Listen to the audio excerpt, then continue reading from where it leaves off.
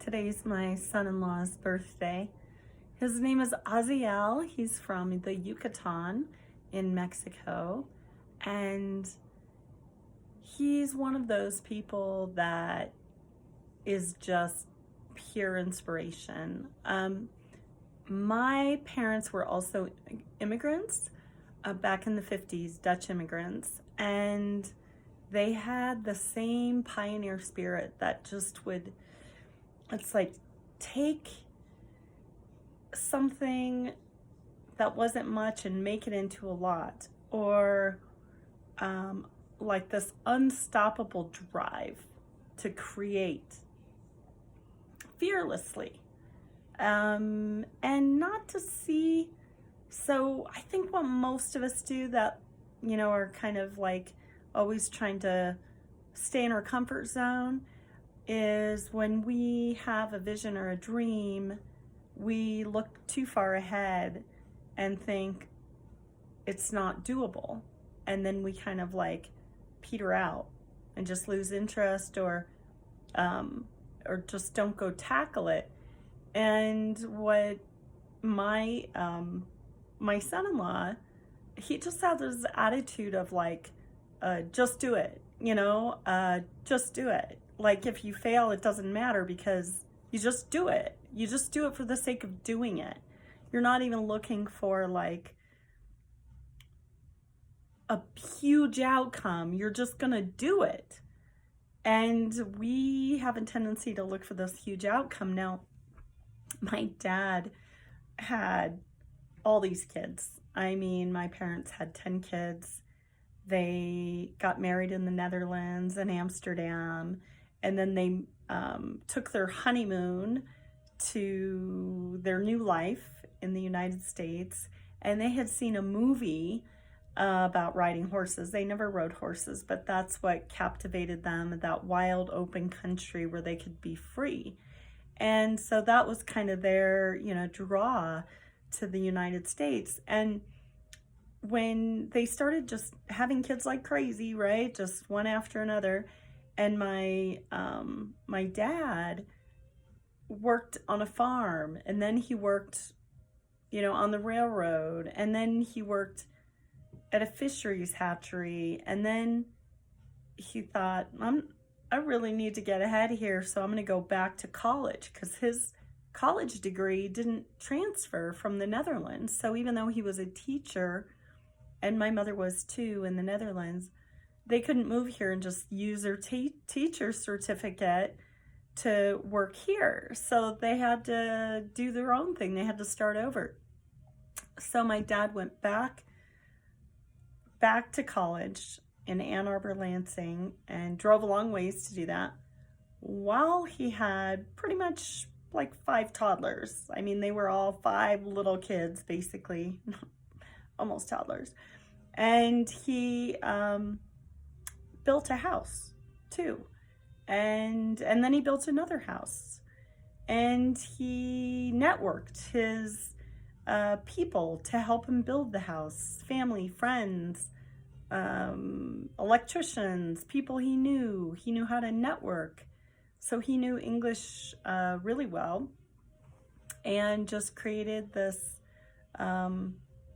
way of moving through life without a care in the world. I mean, okay, he had lots of cares in the world, but like Azael, he just takes life and just does it. Like, let's just do it. He doesn't think, well, we're going to have to get these permits, and the city's going to make it hard for me, and there's these extra taxes, and then we're going to have to figure out like how to hire people, or we're going to have to do this thing and this thing and this thing.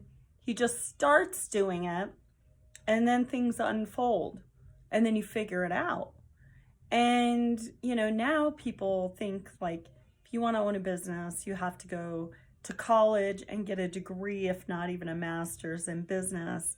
And then it has to come from a place of, will it be profitable? Can I make money? And the old way was kind of like, I love what I do, so I'm going to start doing it. And then, hey, you know, I'm providing a service or I'm providing something to my community. And I'll figure it out as I go, and other people will help me. And if I fail, that's okay. I'll do something else. It's a very heart action oriented way to live, like a very passionate way to live, instead of overthinking things and getting bogged down by all these ideas that could be, you know, like the potential failures in a sense.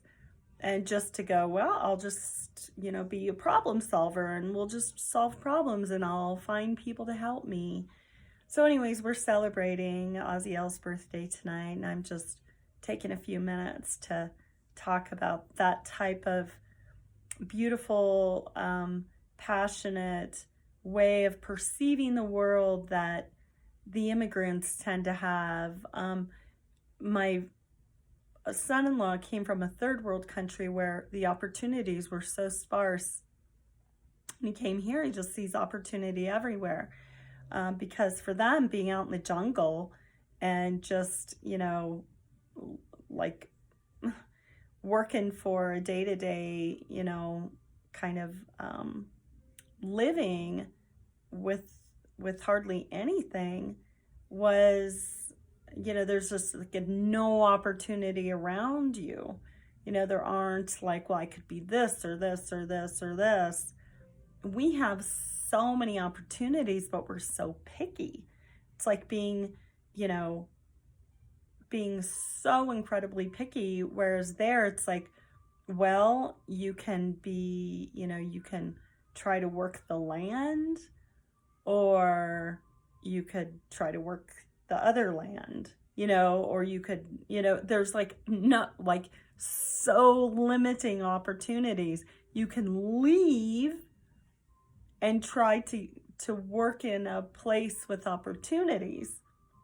My dad came from a different mindset. He had seen the Netherlands become what would be called socialized.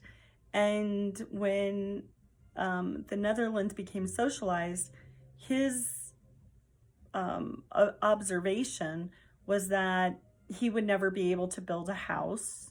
He would never be free enough to do that because things were already overly regulated, so that he would never be able to do that unless he became a whole developer builder type thing.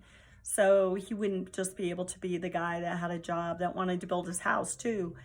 And so that was one thought. And then that it was too crowded, that the Netherlands was becoming too crowded. There were no open spaces. Your open space was a manicured park or a farm that was already, every inch of it was being used. And that was back in the 50s. You know, by the 80s, they had forced recycling, where, you know, every kitchen had three bins for trash. The smallest one was for actual trash that was something that couldn't be recycled in any way. And that was the smallest can, a very small can with a very thick trash bag. And then the biggest can was the compost can. Or, well, actually the biggest can was the recycle can. And then the second middle-sized can was the actual compost can, which had a thick green bag. And I remember thinking, wow, that's the size of our trash can in the United States. And that was in 1988. And they were already, and that was in Amsterdam. So they already had this like system requirement going. So you can imagine in the 50s, you know, that the land was tight and the regulations were starting, and all of these things were creating a lot that made him feel like, I'm not that free. And so he wanted to go to a country where there was space and he could be more free. And he did it. He built his own, he built 2 big houses we all grew up in, 10 kids. and they were kind of rebellious Dutch almost, right? So in the old days, they had 10 kids, and then the new days, like my mom had 4 sisters, and only one of them had kids, and she only had 2 kids.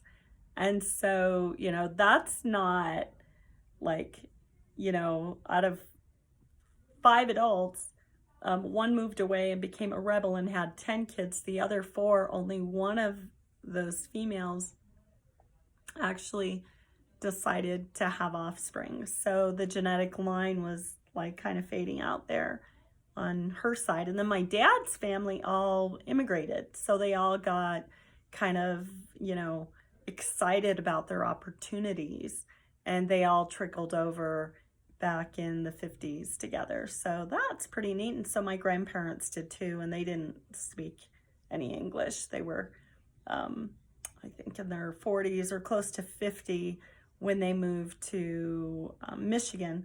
And so they weren't too keen on learning much English at that point. And there weren't, all these great apps and all these great things. There weren't really a lot of great tools, so it wasn't something that was that easy to learn. And there were also a lot of immigrants in Michigan that were from the Netherlands at the time, so they had each other, and they, could, kind of hang out together and speak their language together. My dad and my mom had good English because they had gone through college in the Netherlands already. English was, where it was at. So anyways, that's it. Happy birthday to Azael today, my awesome, passionate immigrant son-in-law from the Yucatan.